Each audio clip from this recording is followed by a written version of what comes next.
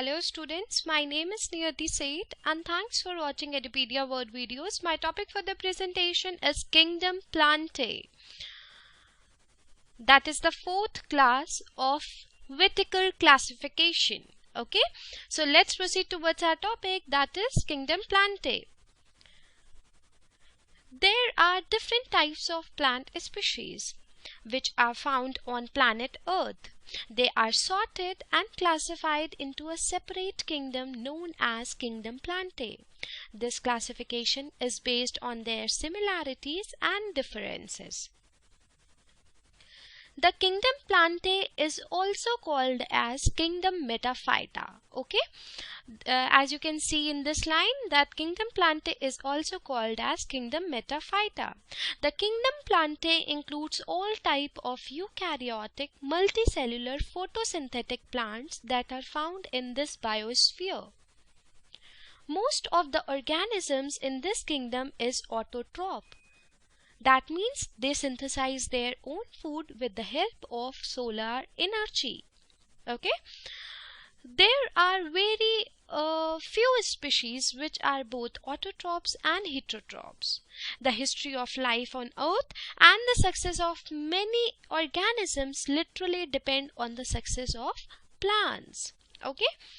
Now, if we talk about the Kingdom Plantae definition, then Kingdom Plantae can be defined as multicellular autotrophic eukaryotes which can conduct photosynthesis. That means they prepare their own food by the help of sunlight. Okay. All members of this family comprise of true nucleus and advanced membrane-bound organelles. They are quite different from animals. The Kingdom Plantae contains about 3 lakh different species of plants.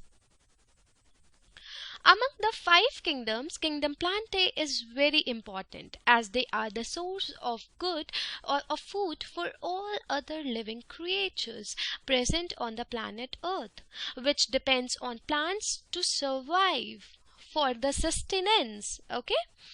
Now, if we talk about their characteristics, then below you could see characteristics for Kingdom Plantae.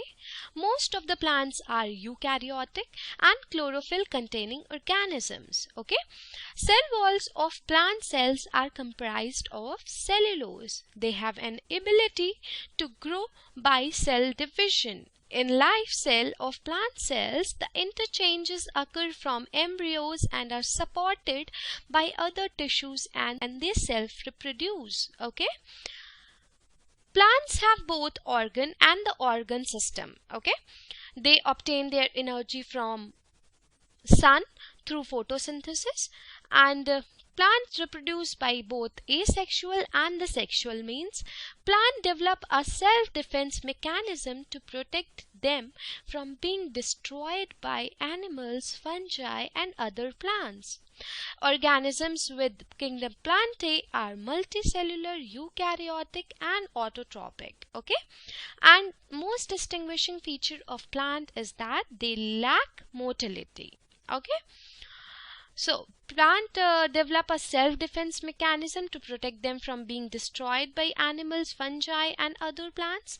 They possess reproductive organs that are shielded by non-reproductive cells to avoid gametes or sex cells from drying up. The female reproductive structure of plants supplies nutrients and water to the developing embryo. They have a life cycle that displays an alteration of 2 generations. First, a diploid sporophyte that makes spores by meiosis. Okay, and the second, a haploid gametophyte that creates gametes and eventually it produces a sporophyte by fertilization process. Okay. So let's study about its that it includes all plants eukaryotic. They contain chlorophyll with cellulosic cell walls. Some are partially heterotrophic, such as insectivorous plants, for example bladderwort and the Venus flytrap. As you can see, this is bladderwort and this is Venus flytrap, or parasites, that is cascata. Okay. And plants include algae, bryophytes, pteridophytes, gymnosperms, and angiosperms also. And always note that plant kingdom, it includes all type of plants like herbs, shrubs, trees, creepers, climbers, aquatic, desert plants, mountain plants, flowering and non-flowering plants, etc. Okay. Now, life cycle of plant has two distinct phases, the diploid sporophytic and the haploid gametophytic, that alternate with each other. Okay.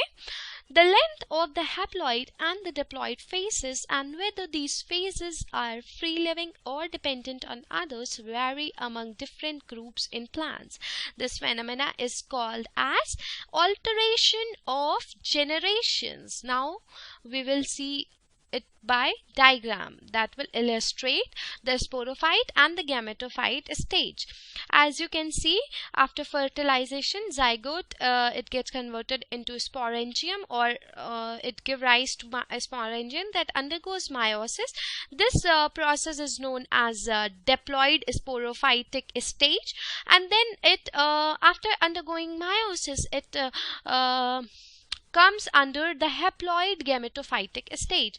After meiosis, it gives rise to spores that give rise to gametogonium and gametes, and then fertilization takes place between the two gametes, and that is known as gametophytic haploid stage. And this two stages, they alternate with each other, and this phenomena is known as alteration of generation. Okay, students.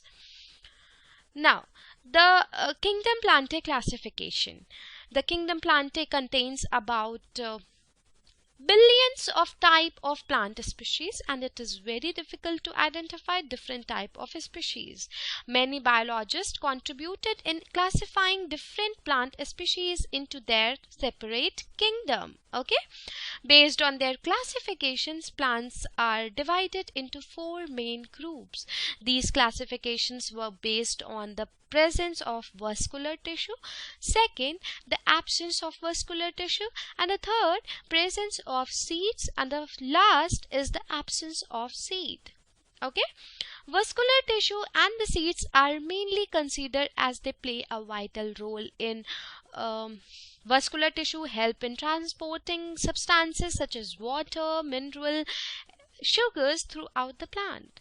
Seeds are the structure which contain an embryo that helps in storing food. Okay, so kingdom Plantae is divided into four divisions, that is Bryophyta, Pteridophyta, Angiosperms, and the Gymnosperms, that will be studying in detail each of them. Okay, so the classification of plant are based on vascular tissue, as I have told you just now, and the reproductive tissue.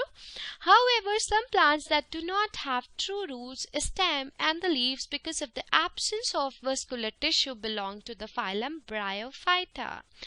And the Tracheophyta are the plants with the vascular tissue that aid the transportation of food, water, and the minerals. Fern, that is a spore producing plant, and the seed producing plant are placed together in the phylum Tracheophyta.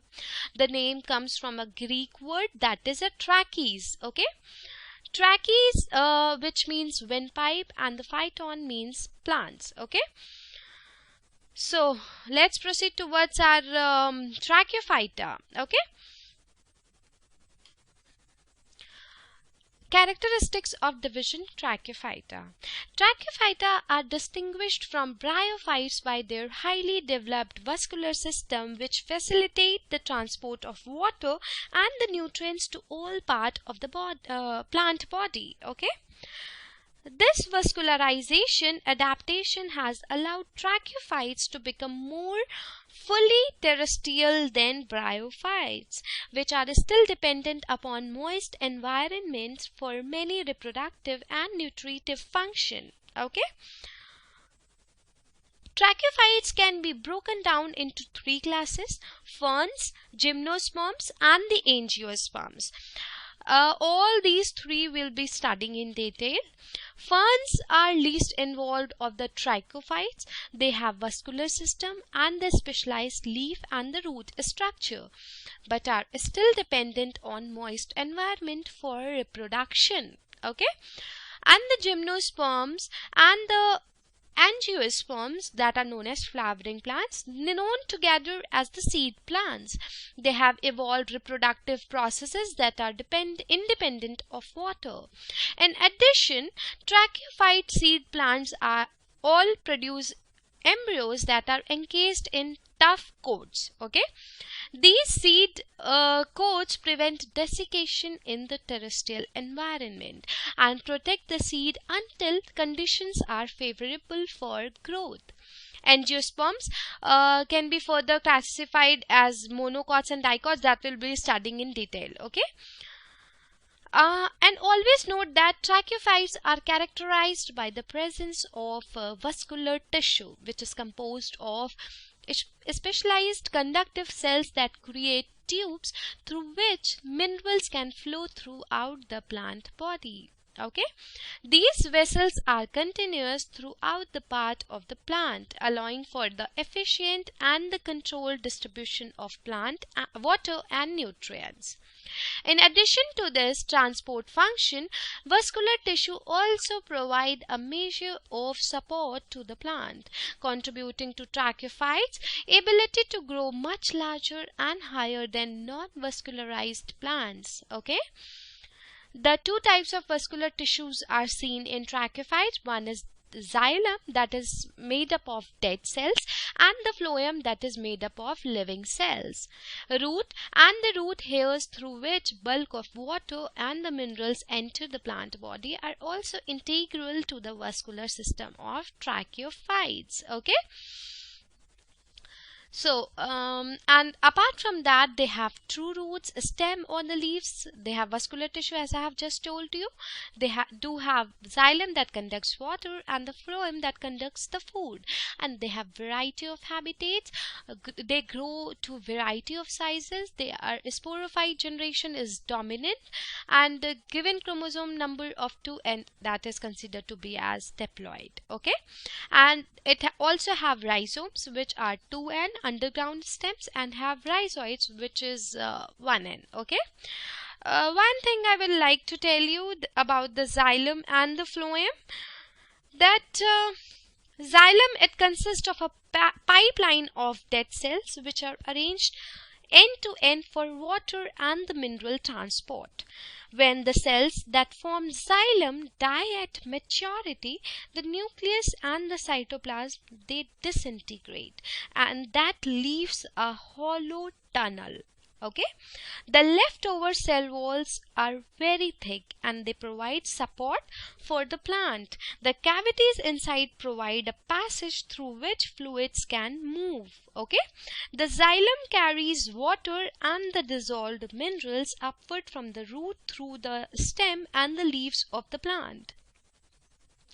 In larger seed plants, xylem cells are specialized into vessel elements and the tracheids. Okay, vessel elements are found in flowering plants also, and are wider and better at conducting water than the tracheids of the gymnosperms, you can say. Okay, and unlike xylem, the cells that make up phloem are living at maturity and can carry materials both up and down the plant body.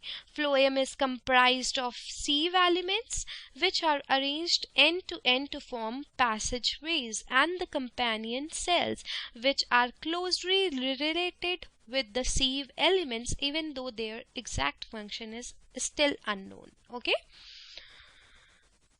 And if we talk about their root, as I have told you that they have root, stem and the leaf, then like the stem, the roots of the tracheophyte contains vascular bundles which is composed of xylem and the phloem. Okay, although the relative position of the two tissues is different, the transport system within the root is continuous with that in the shoot. Okay, shoot means stem, which allows for the efficient movement of water and the nutrients up and down the plant body. Okay, and the roots, they draw water and the mineral from the soil and pass them upward to the stem and the leaves.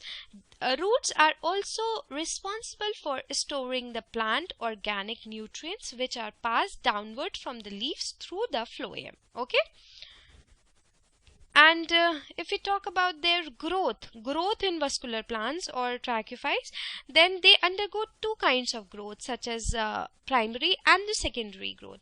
Primary growth occurs in the apical meristem, located at the tip of both root and the shoot, which is mainly a growth of vertical length. Okay, the meristems are regions of rapid mitotic divisions, almost a cell making factory. When a cell divides, one of its offsprings move down into the plant body, where it elongates, and the other remains in the meristem to divide again. Okay, so there are four major groups of tracheophytes. One is Phylum Filicinophyta, that includes ferns.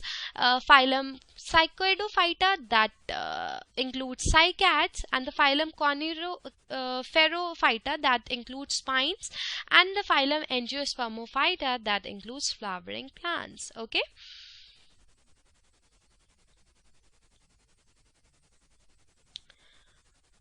Phylum Bryophyta. Okay, they are also known as moss plants, that includes both mosses and the liverworts.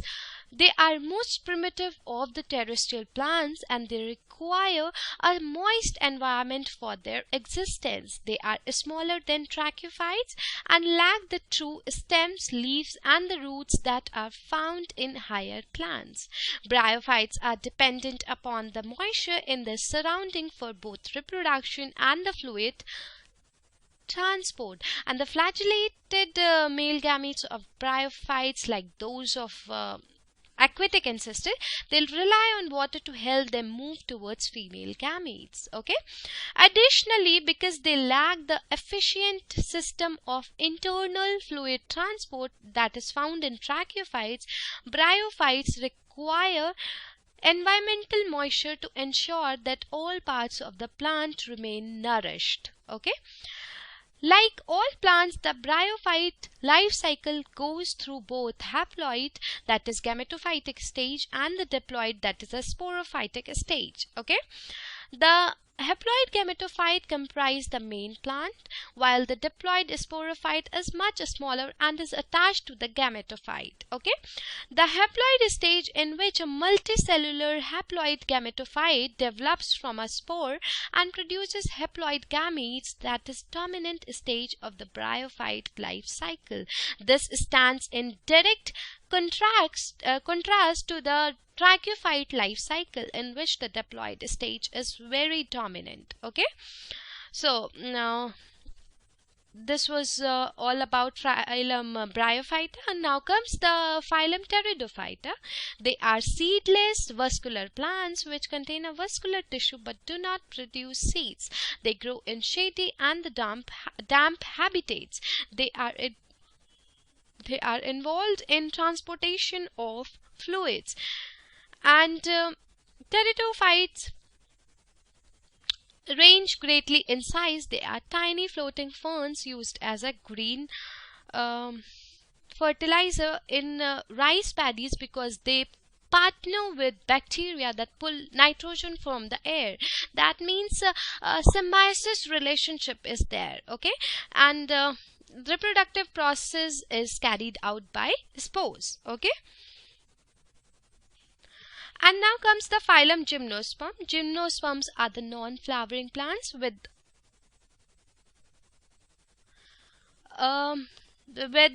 are present in an enclosed structures. Monocots, they begin with a single seed leaf, and the main veins of their leaves are usually parallel and unbranched. Okay, and monocot, they play an important role in providing us with our primary sources of nutrition, which include grains, such as dal and fruits, etc. Okay. Now comes the phylum Angiosperm. Angiosperms, as we all know, that they are flowering plants which develop the seed within a protective structure. The reproduction process is carried out by angiosperms. As for angiosperms, there are actually two kinds, monocots and the dicots. Monocot include grasses, grains and other narrow-leaved angiosperms. Okay. Monocots are named for the presence of single cotyledon during embryonic development. They develop their seeds within an ovary, which itself is embedded in a flower. After the stage of fertilization, the flower falls and the ovary bulges to become a fruit. Okay. Angiosperms in the class Dicotyledone grows into two seed leaves, that is cotyledons. And the angiosperm's leaf consists of a single branched main vein which originate from the base of the leaf blade. In few plates, it may also consist of 4 or more veins that diverge from the same base. Okay, and angiosperms are the most successful plant group is because they have pollens and the flowers and the fruits, and the flower are able to attract insects, and this allows better transportation of the pollen. Okay, so this comes to an end. Thank you and stay tuned.